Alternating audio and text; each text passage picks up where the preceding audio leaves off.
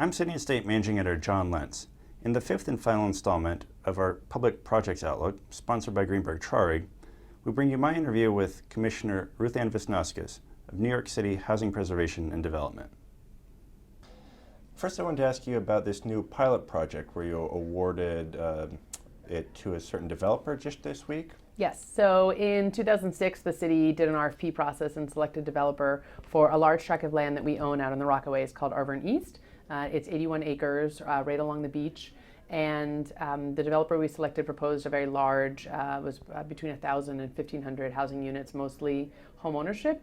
As they worked through their pre-development process, they ran right into the financial crisis and the project stalled.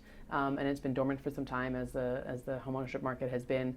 And in the wake of Sandy, the developers came back to us and said, why don't we take this opportunity to rethink the site in the wake of Sandy and look at really designing a new, resilient, sort of vibrant, mixed-use waterfront neighborhood for the city that can be both a model for New York City and a model beyond New York City. And so we started a design competition. We did it in conjunction with Enterprise Community Partners, with the American Institute of Architects, HPD, as well as the developers, and we did a call for entries. We got about 117 entries from 20 different countries around the world. We narrowed it down to 4 finalists, and just this week we did a all-day, about 10-hour session interviewing all the finalists and then having a very long deliberation session to then select a firm that was a joint venture between White Architecture, which is a firm out of Sweden, in conjunction with Arup, a large engineering firm, and they will now start working with the development team on remaster planning the site and bringing a lot more resiliency measures into the both sort of the overall plan for the infrastructure. There's a large dune project along the waterfront. There's going to be a rebuilt boardwalk by the city, but then sort of the large sort of master planned community that's there.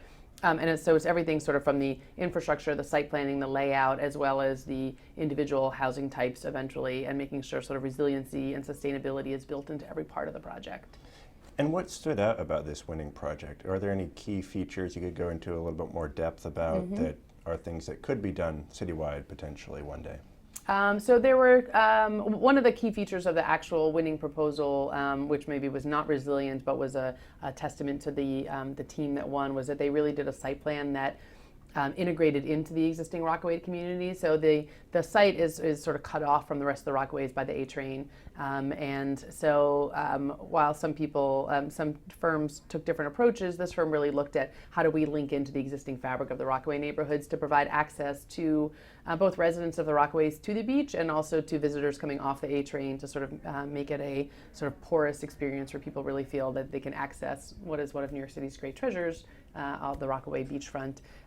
It's secondary to that, or in addition to that, they used an interesting feature called a sand motor, which are sort of large islands of sands that would be right off the beach. It would be a rather large project in conjunction with the Army Corps of Engineers, but it would really help two things. It would really help one main thing, which is the energy of water in the event of another storm. So it would break some of that before it got to the neighborhood. Other features were all of the housing would be built according to the new FEMA regs and be at the base flood elevation, so they would all be elevated, and that elevation was really sort of thoughtfully addressed so that it doesn't look so out of place with things that are being built around it, which I think is a real concern post-Sandy for many neighborhoods, is making sure they don't have this sort of really awkward urban fabric of some houses that are being rebuilt and some houses that might just be being repaired.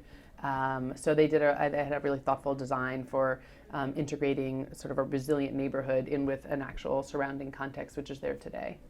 And obviously this is just one of many things you're doing post-Sandy. What are your top priority projects right now? What's the main thing you're working on? So we have a couple of initiatives that we're really focused on right now. So we are launching, and we'll hopefully close on very soon, our first repair loans for multifamily buildings. So there have been over 1,000 landlords that have registered for the Build It Back program, which is the sort of umbrella program from the city for the Sandy CDBG money. And so we are working with landlords, both big and small, throughout the boroughs to do repair and resiliency loans. So that's sort of one big effort of ours, is sort of multifamily repair and resiliency. We are also running the rebuild program. So there were over 100 houses in Breezy Point that suffered fire, and there were a couple hundred other houses that suffered such severe damage they've been demolished. And so we are offering people the opportunity to rebuild through developers that we selected through an RFP process. So early in the summer, we put out sort of a call for entries, and then we designated developers for certain neighborhoods to work with homeowners on rebuilding their homes. Obviously, rebuilding your home is not something everyone can take on, so we really felt it was important to have kind of an infrastructure in place where homeowners could go and have a developer, a contractor, an architecture, an engineering team team in place that they could then work with as they sort of navigate both the process of getting federal money to rebuild their home, as well as just the actual process of rebuilding their home. So the single family rebuild is another important initiative of ours. And on the renter side, we launched a rental assistance program. So there's many renters that were displaced that might have been in rental apartments in 2 and 3 family homes. And if those homes are still repaired, or maybe just the basement apartment, that was a legal dwelling, wasn't repaired, they don't have the opportunity to rent. So in that same place. So we launched a 600, we're calling them 600 coupon program where people can come in and get rental assistance to allow them to find alternate places to live. And are those needs being met? Are there enough resources to provide for all these displaced people or people that need to rebuild? It's a great question. So we have received citywide about $1.7 billion earlier in the summer as part of the overall Relief Act funding, and we expect a second tranche to be announced very shortly, which will provide a second tranche of funding to go towards all those same programs. In addition to the HPD programs, there's also a large program that's just a repair program that's sort of on the heels of rapid repair that went in and did a lot of over sort of 20,000 homes. We'll be going in and doing more thorough and substantive repairs in a lot of homes. So we do need additional funding from Congress to fill all the need. As I think I may have mentioned, there's about 24,000 people registered for the program, so there's a lot of demand, and certainly for the funding that we have so far, it doesn't meet all that demand. So we'll be looking to the second tranche to fill some of that, and hopefully there'll be a third tranche after that too. Commissioner, thanks for joining us today. Thank you.